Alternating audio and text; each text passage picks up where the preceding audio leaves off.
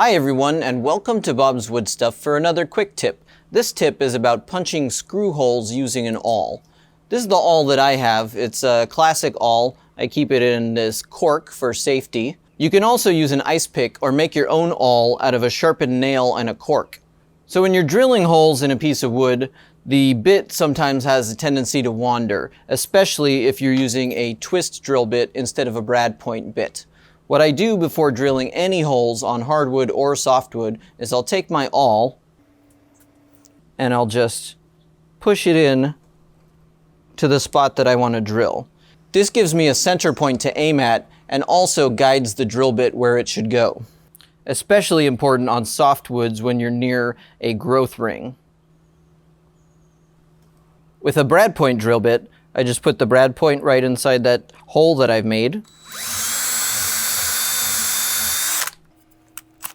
Or with a twist drill bit, same thing.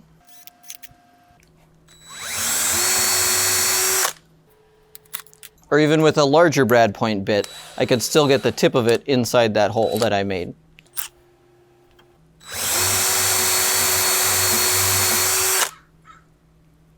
Using the awl to mark your drill holes will increase accuracy no matter what kind of drill bit you're using, and I recommend doing it on every single hole that you drill. Hopefully this helps you in your shop, and thank you so much for watching. Please like and subscribe. Bye.